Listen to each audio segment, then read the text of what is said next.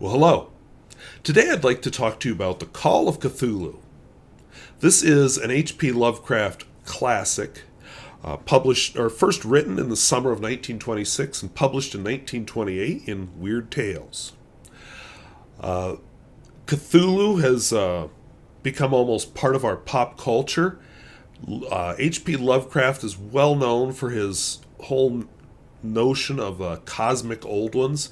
You know, these great beasts that lived in the cosmos and were just beyond the understanding of humans, who maybe didn't even notice humans because we were so far beneath them. And, when we do come in contact with them, the horror is more than the human mind can bear. That kind of stuff. Cheerful stuff. So, H.P. Lovecraft, in the novel, or I guess it should be called it's called a short story, but it's a little longer than just a short story.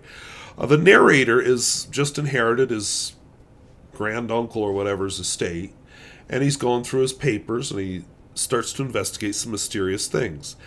And really, he ends up researching a whole bunch of mysterious events and strange happenings that are occurring across the world. We have disappearing children who are being sacrificed, by the way. We have cults worshipping the great old ones.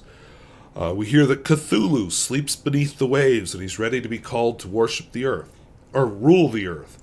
We find a statue, a small statue, not a big one, small one, of Cthulhu. And widespread instances of the cult. They find him in the Arctic, they find him in the tropics, they find him in Louisiana, New England, all over the place. One of the we get a story about the police raiding a group of people deep in the swamps of Louisiana, and they find out that they're all worshiping Cthulhu and sacrificing children.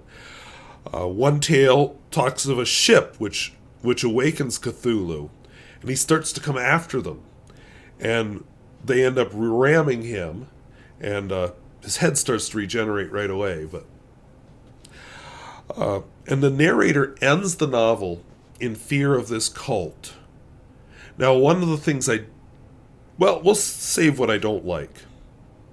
But I'm not here to talk about the 1928 short story. I'm here to talk about the 2017 Call of Cthulhu for beginning readers by R.J. Ivakovich.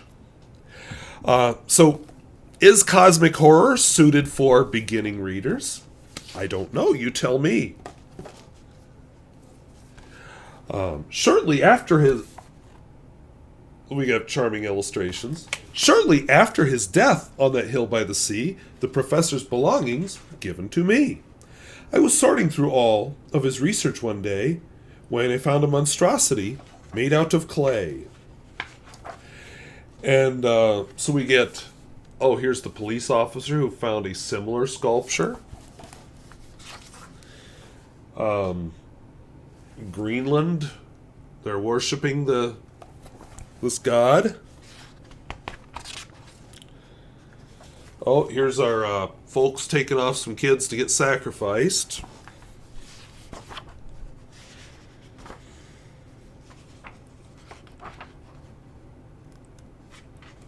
Yeah, let's see here.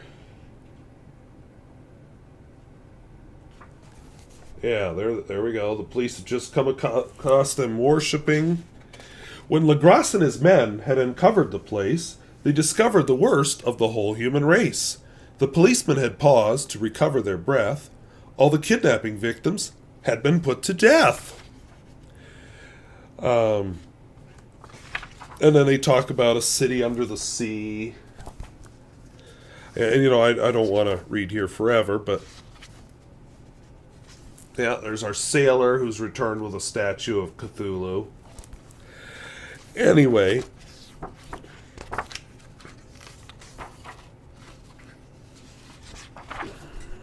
it ends with a nice, cheery end for a children's book. Just remember, the cultists are out there somewhere, keeping track of the secrets they don't want to share. So, kind of a high body count for a children's book. And definitely a little bit of police brutality, and yet told in a very Dr. Seuss type of style. And I find it interesting. It definitely tells the H.P. Lovecraft story. Maybe a little less racist, but it tells the story and yet simplifies it for children. So maybe if you're going to get this book for a little kid, maybe make sure you know that little kid pretty well before giving it to one of them. Because some little kids I can see would just eat this up. Other little kids would be having nightmares for months. Because Call of Cthulhu can be real nightmare fuel. That's why H.P. Lovecraft is still talked about today. Some of his writing is very much nightmare fuel. But on the other hand, I think the book is well done. I think it's entertaining for adults. This adult bought it for himself. So, anyway, I hope that was interesting. And, first children's novel I've reviewed on this channel.